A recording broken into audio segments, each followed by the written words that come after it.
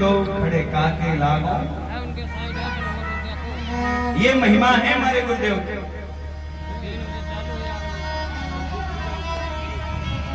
जो भक्त अपने मन में गुरु का स्मरण करते हैं वो भाव सागर में फंसते हैं, क्योंकि नैया अपने आप पार हो जाए। गुरु और शिष्य का संबंध बड़ा ही सुंदर है, बड़ा उत्तम, बड़ा पवित्र है, बड़ा पावन है। गुरु दीपक की भांति प्रज्वलित होकर के अपने शिष्य को प्रकाश रूपी ज्ञान से आच्छादित करता है। जो स्वयं जलता है परंतु अपने शिष्य के जीवन में प्रकाश भर देता है। तो गुरु का प्रेम है शिष्य के।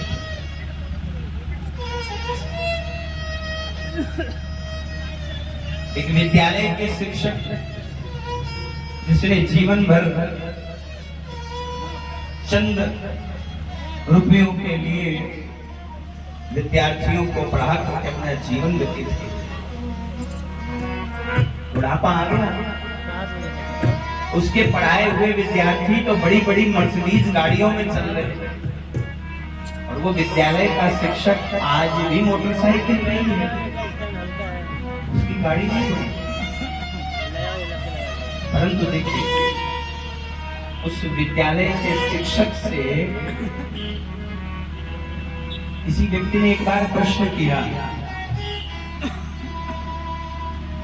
आप क्या करते हैं, आपका काम क्या है?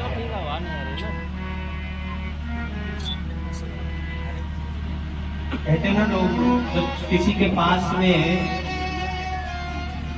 छोटा कार्य होता है तो समाज उसकी हंसी उड़ाता है,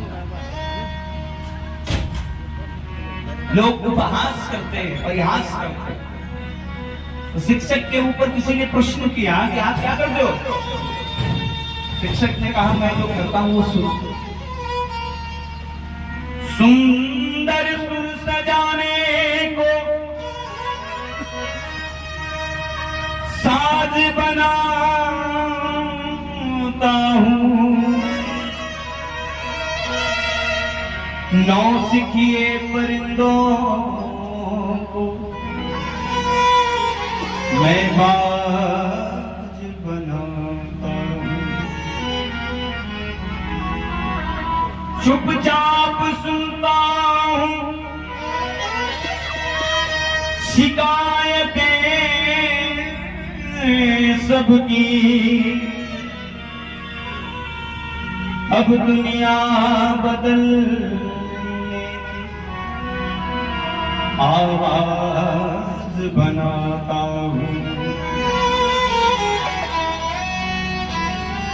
परीक्षित जी, समंदर तो परखता है हौसले पंछियों के, समंदर तो परखता है हौसले पंछियों के, मैं डूबी कश्तियों को जहाज बनाता, बनाए चाहे चांद पे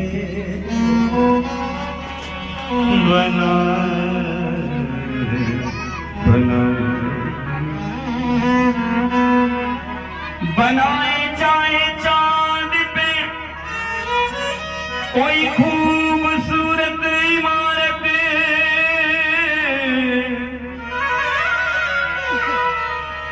पर मैं आज भी कच्ची मिट्टी से इंसान बनाता। क्या कहा? मैं आज भी कच्ची मिट्टी से इंसान बनाता। हम लोग अपने बच्चों को स्कूल क्यों भेजते? बोलिए बोलिए भैया, अपने बच्चों को विद्यालय क्यों भेजते हो? पढ़ने के लिए। पढ़ने के लिए दृश्य या दैनिक जीवन के मूल्यों को सीखने के लिए दृश्य, अंतर यहीं पर आ जाता है। पोती पढ़ पढ़ जग मुआ, पंडित भया न कोई, धारिया कर प्रेम को पढ़े सो पंडित। पढ़ तो गए परंतु कल नहीं पाए। गांव की भाषा, बोले बच्चे इतने पढ़ गए कि गांव में किसानी करने वाले अपने माँ बाप से इंग्लिश में बात करते हैं। वो प्रेम नहीं, वो संस्कार भाषा में नहीं। ऐसे पढ़ने से क्या फायदा? बच्चों को स्कूल में भेज देना पढ़ने के लिए, गुण सिखाने के लिए, क्योंकि पढ़ने के बाद में करेगा क्या? नौकरी करेगा। आप तो जीवन में सदैव सोचते रहे कि बच्चा पढ़ लिख करके हमारा राजा बाबू बनेगा, परंतु बना क्या? नौकर। बच्चों को गुरु शिक्षक क्या कर रहा? कह रहा मैं कच्ची मिट्टी से इंसान बनाता हूं। आज भी कर रहा। गुरु के पास में जब एक घर का बच्चा जाता है ना, तो कच्ची माटी के जैसा, जिससे गुरु अपने यत्न के द्वारा अथक प्रयासों के माध्यम से एक सुंदर मूर्ति का स्वरूप दे दे, गुणों से भरी हुई मूर्ति।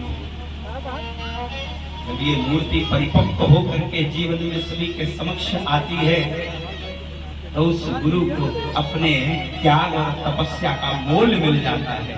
बोले गुरु मेहरबान और चेला प्यारा। गुरु का मान तो पड़ता है जब उसका शिष्य उच्च पद पर। देखिए भैया, गुरु जैसा होगा वैसा ही शिष्य को बनाने का प्रयास करेगा। आज की चर्चा जो हम कर रहे हैं, गुरु चर्चा इसीलिए। गुरु जैसा हो वैसा ही अपने शिष्य को बनाने का प्रयास। और मैंने पूर्व में कहा कि जीवन में प्रथम गुरु कौन है? माताएं उत्तर दें। पहली गुरु माँ जैसी होगी बच्चा भी। आवाज ना हो। अंतर यहीं से प्रारंभ हो रहा। मेरा एक एक उदाहरण जो होगा वो आप लोगों के ऊपर इंगित करूंगा। हम दुनियादारी की बात क्यों करें, जहां बैठे नहीं की बात करें। गुरु जैसा होगा वैसा ही शिष्य को बनाएगा। और प्रथम गुरु माँ जैसी होगी, संतान में वैसे ही गुण आएगा। इसलिए गुरु को आवश्यक, जीवन में जिसको भी गुरु बनाए वो सद्गुणी हो, सद्मार्गी हो। जो स्वयं परमात्मा का भक्त होगा वही अपने शिष्य को भक्ति सिखा पाएगा। जिसके मन में राग द्वेष ईर्ष्या मद अभिमान मत्सर भरा हुआ होगा वो अपने शिष्य का कभी भला नहीं कर पाएगा। इसलिए गुरु सहज हो, सरल हो, सुलभ, जो हमें साधारण रूप से मिल जाए, उसी को गुरु बनाए। देखिए, बुरा मत मानिएगा, बहुत से भक्त यहाँ पर ऐसे भी होंगे जिनके गुरु जी टीवी पर आकर के कथा करते हैं। बहुत से लोग होंगे, बोले गए फला जगह उन्नाव में रामलीला मैदान में गुरु जी आए थे और वहीं में गुरु मंत्र फूंका जाए, वही गुरु दीक्षा। परंतु यहाँ तो गुरु जी ना मिले, सिर्फ मोबाइल की लीड मिली और मोबाइल की लीड से मंत्र मिल गए। अब हम अपने जीवन में अगर दुखी हो, परेशान हो, तो गुरु से उपाय हमको मिले। परंतु गुरु जी को मिलने के लिए 6-6 महीने की वेटिंग लगती। बोले गुरु जी से मिलना तो 6 महीने के लिए कम से कम वेटिंग लिस्ट में ना। अब ऐसी स्थिति में अगर व्यक्ति को कोई समस्या है तो 6 महीने तक व्यक्ति अपनी समस्या को लेकर बैठा रहेगा क्या? इसलिए गुरु सदैव उसको बनाए जो सहज है। परेशानी आज है तो गुरु जी से हम बात कर सके। अब तो दूरभाष का माध्यम हो गया, फोन मिलाया, गुरु जी ये समस्या। बहुत से हमारे शिष्य हैं जो हमको भी फोन करके पूछते हैं, गुरु जी ये परेशानी है, इसका निवारण मैं तुरंत बता रहा हूँ, क्योंकि गुरु शिष्य का संबंध क्या है। लालची चेला फिर होई नरक में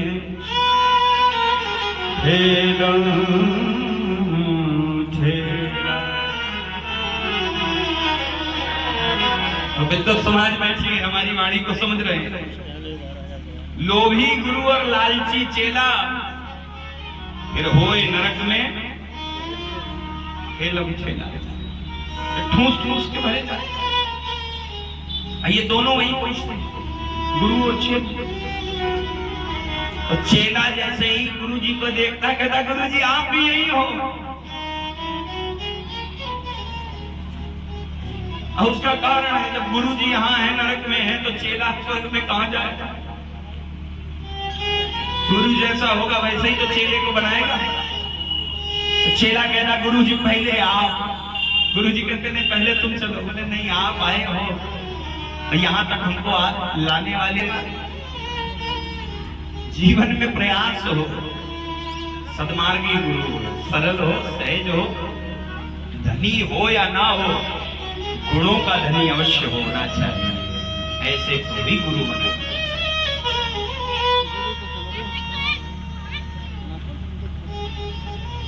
संसार में सबसे ज्ञानी व्यक्ति कौन है? अगर ज्ञान चर्चा की हम बात कर रहे हैं तो हमें ये ज्ञान होना चाहिए कि ज्ञानियों में श्रेष्ठ कौन है? बीरबल।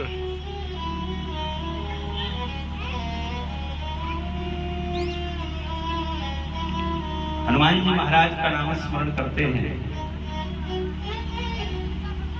हनुमान जी विशेषताओं के सागर हैं, गुणों के समुद्र हैं, अनंत बलवंत हनुमंतलाल जी। परीक्षित आपके यहाँ प्रत्येक मंगलवार को सुंदर दिव्य सुंदरकांड का पाठ होता है। जब से आपसे हमारी भेंट हुई तब से हम आपके स्टेटस पर देखते रहते हैं। ये बहुत बड़ा सौभाग्य है। जहां सुंदरकांड होगी, जहां पर सुंदरकांड में भक्त बैठे होंगे, उनके जीवन में सदैव सुंदरता का आगमन होगा। देखिए कांड भी होते हैं, कहते क्या हुआ कांड हो गया, परंतु कांड भी सुंदर हो गया वो हनुमान जी की कृपा। और सुंदरकांड के नायक ही नहीं महानायक है हनुमान जी महाराज। वैसे तो रामचरितमानस मर्यादा पुरुषोत्तम भगवान श्री रामचंद्र जी की जीवनी, परंतु सुंदरकांड हनुमान जी की पूरी पिक्चर। एक कांड उठा, एक श्लोक आता है, हेम शैलावदे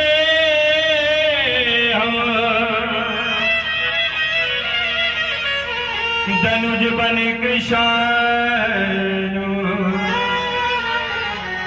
ज्ञान नाम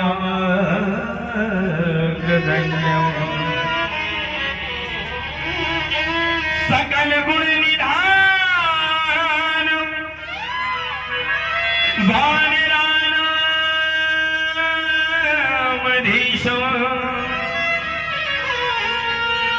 रघुपति प्रिय भक्तो बात जातुं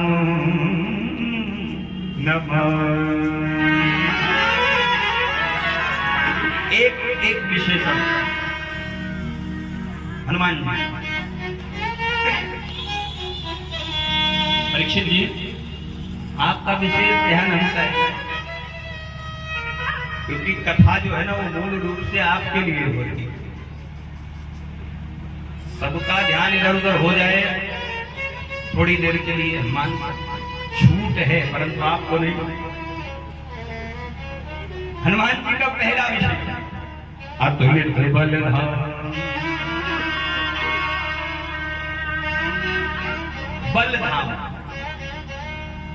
हनुमान जी बल के धाम है। कहते कि बलि तो बहुत देखे, पर बजरंग बली के जैसा बलि संसार में देखा है। बहुत बलि देखे, और बजरंग बली के जैसा बलि अतुलित बल धाम। और बल भी कैसा है? श्लोक कहना है अतुलित। ऐसे तो साधारण रूप में किसी के बल की गणना की जाए, जिसको तौला जा सके वो तुलित, जिसकी गणना की जा सके वो तुलित, और जिसकी गणना ही ना हो सके वो है अतुलित। हनुमान जी कैसे? अतुलित बल धाम। बल की गणना ही नहीं है, कितना बलि इनके अंदर है इसकी गणना नहीं। एक भक्त ने कल्पना की, गणना नहीं की, कल्पना हनुमान जी में कितना बल हो सकता है ये कल्पना कर सकते हैं। जैसे कोई बिजली का तार जा रहा है, जानकार व्यक्ति है तो वो देखेगा, कहेगा 11,000 वाली लाइन है, या 31,000 वाली लाइन है, या 440 वाली लाइन है। तो देख करके कल्पना तो कर सकता है, परंतु पूरा बोध तब होगा जब उस लाइन को छुएगा, और फिर ये पता जीवित रहे कि ये लाइन कितनी वाली थी, तब तो बल है। हनुमान जी का बल कैसा है? अतुलित, कल्पना की गई। बोले 10,000 हाथियों में जितना बल है, उतना बल एक दिग्गज में होता है। जितना बल 10,000 गज में होता है, उतना बल एक दिग्गज दिशा के हाथ में, दिग्गज में। और 10,000 दिग्गजों में जितना बल होता है, उतना बल ऐरावत गज में, एक ऐरावत हाथी में। 10,000 ऐरावत हाथियों में जितना बल है, उतना बल एक इंद्र में। और मैया 10,000 इंद्र में जितना बल होता है, उतना बल हनुमान जी के बाएं हाथ की इस कानी उंगली में। सिर्फ कल्पना की गई है, फैक्ट नहीं है, कल्पना मात्र।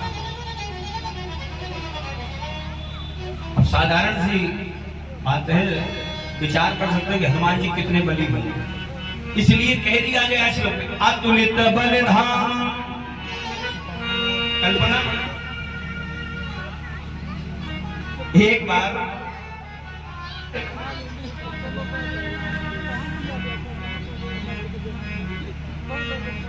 बाली, जिसको वरदान था बाली के समक्ष कोई भी आ जाए तो बाली के अंदर उसका आधा बल समाहित हो जाता है, योद्धा का आधा बल बाली में चला जाता है। और इसी बात का बाली को अभिमान हो गया कि हमसे बड़ा कोई बली है ही नहीं। कोई बड़ी बड़ा बली हमारे सामने आ जाए तो भी उसका आधा बल ले लेंगे, तो वो तो शून्य हो गया ना हमारे सामने। ये अभिमान का सूचक हो गया। हनुमान जी महाराज के समक्ष एक बार भरी सभा में बाली ने ताल ठोका। हनुमान जी को क्रोध आ गया, बोले कल प्रातः काल हम आपसे द्वंद्व युद्ध करेंगे। राज्यसभा के मध्य में सभी के समक्ष बजरंगबली का और बाली का युद्ध होना है। दूसरा दिन निर्धारित हो गया, प्रातः काल युद्ध होगा। इधर रात्रि का जब समय आया तो ब्रह्मा जी पहुंचे हनुमान जी महाराज के पास, क्योंकि ब्रह्मा जी के अंश हैं बाली। ब्रह्मा जी ने जाकर के बजरंग बली से प्रार्थना करी, बजरंग बली मेरा एक निवेदन है, उस निवेदन को स्वीकार करो। हनुमान जी महाराज ने कहा, कहिए ब्रह्मदेव क्या किया है? ब्रह्मा जी ने कहा, देखो एक काम करो, मुझे ज्ञात हुआ है कि कल आपका युद्ध बाली से होने वाला है, और हम निवेदन सिर्फ इतना कर रहे हैं कि आप जब युद्ध करने जाइएगा तो अपनी शक्ति का 10वां हिस्सा लेकर के बच जाइएगा, अपने बल का दशांश, सिर्फ उतना दशांश लेकर के आप जाइएगा, बाकी 90% यही छोड़ दीजिए। हनुमान जी ने कहा ठीक।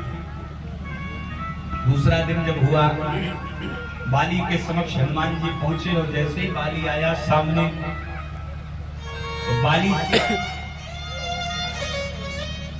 हनुमान जी के समक्ष पहुंचते ही बाली में हनुमान जी की आधी शक्ति प्रविष्ट हो गई।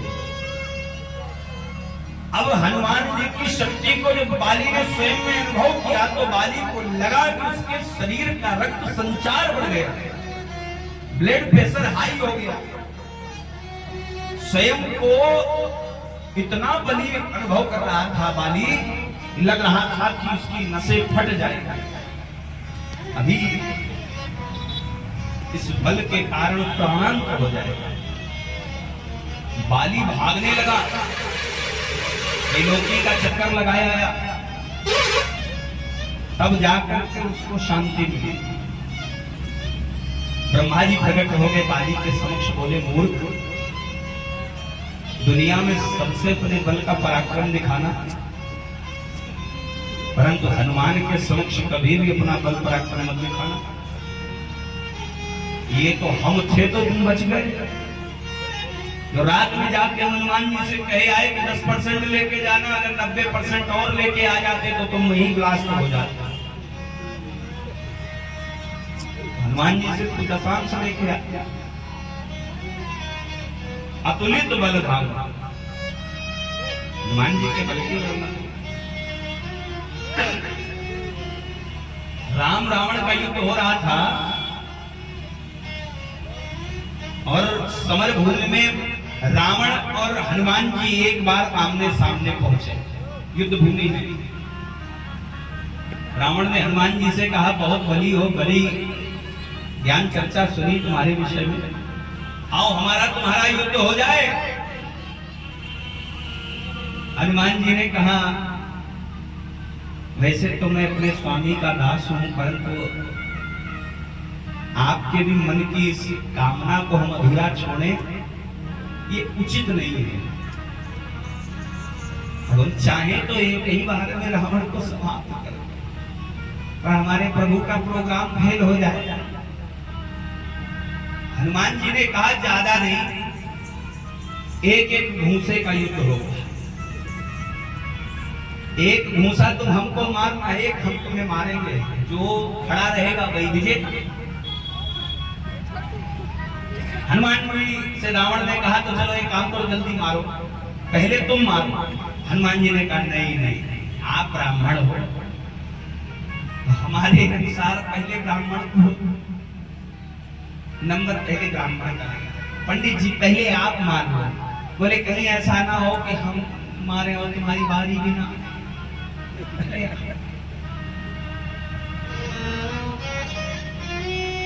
तो रावण भी साधारण बलवान नहीं, जो 10 शीश मही धरी 20 भुजा कर खेल निहार, कैलाश पर्वत को अपनी कंस्टिका पर धारण करने वाले महाबली रावण, त्रैलोक्य विजेता रावण साधारण बलि नहीं है। रावण ने पूरी शक्ति से घूंसा बनाया, और जैसे ही घूंसा मारा हनुमान जी को, हनुमान जी दंड है, वज्रासन पर बैठे रहे, परंतु हनुमान जी को हिला भी नहीं पाया। हनुमान जी वैसे ही वज्रासन पर बैठ करके राम राम राम राम राम राम राम राम राम करते, उठ करके खड़े हुए वज्र देह वाले हनुमान जी महाराज रावण से बोले, अब हमारी बारी। रावण बोला, हाँ मारो। और हनुमान जी ने अब पूरी शक्ति से अपना घूंसा बनाया, जैसे ही मुस्टिका उठाई ऊपर की ओर, मुस्टिका की ओर देखा तो शंकर जी ब्रह्मा जी हाथ जोड़ के खड़े, हनुमान जी से हाथ जोड़ के निवेदन करने लगा, इतनी जोर से न मार, मर ही जाए। अगर इतनी जोर से मार दिया तो राम जी का पूरा प्रोग्राम फेल हो जाएगा, उतार लेना, मर जाएगा।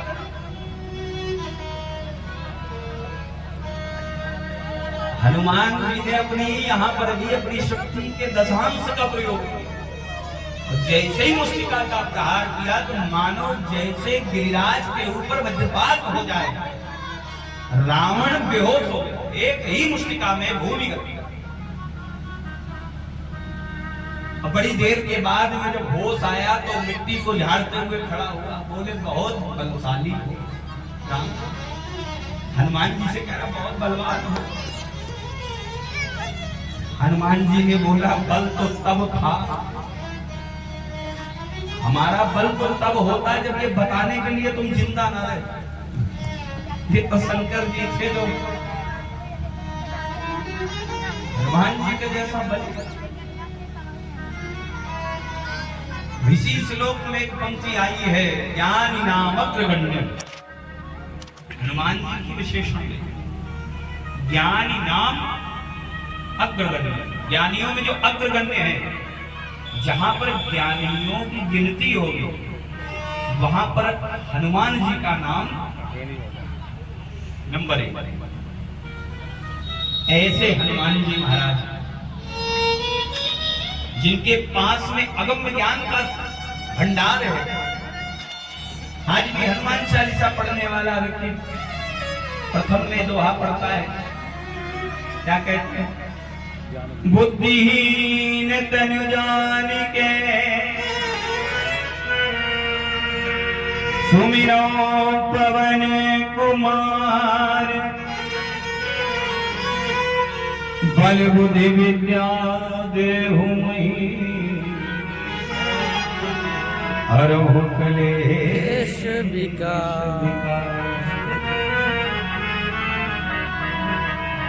बल बुद्धि और विद्या। अब ये बल बुद्धि और विद्या ये तीनों किसी साधारण व्यक्ति के पास होगी क्या? बोलिए। हनुमान जी तो बल के निधान है, परंतु व्यक्ति उनसे विद्या क्यों मांग रहा? क्यों?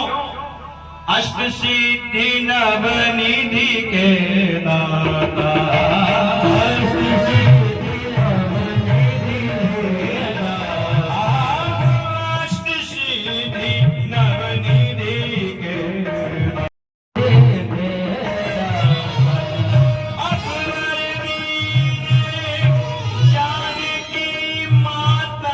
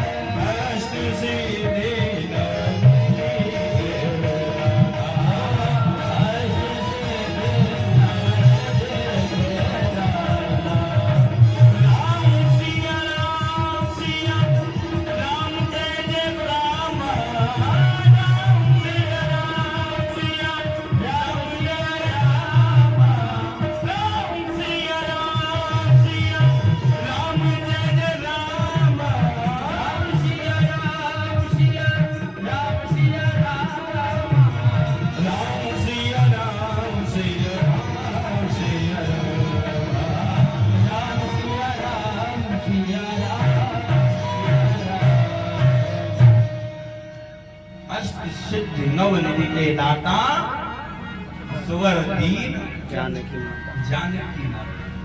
हनुमान जी के पास कोई कमी है,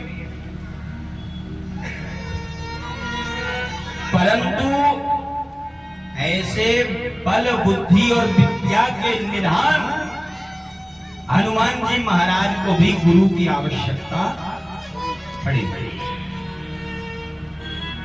इतना भी ज्ञान हो, परंतु जब तक उसमें गुरु का फुट नहीं जुड़ा हो तब तक ज्ञान, बिना गुरु के ज्ञान पूरा नहीं होता। हनुमान जी ने गुरु किसको किया? हनुमान जी बैठे एक बार सोच, हम भी गुरु करें। बड़े बड़े ऋषि मुनि महात्माओं के पास पहुंचे, हमें अपना शिष्य बनाइए। ऋषियों ने देखा हनुमान जी, हनुमान जी परम ज्ञानी, तो पहले ही हनुमान जी को देख के लोट लगाने लगे ऋषि मुनि। हनुमान जी बोले ये तो गुरु जी बनने से रहे, गुरु के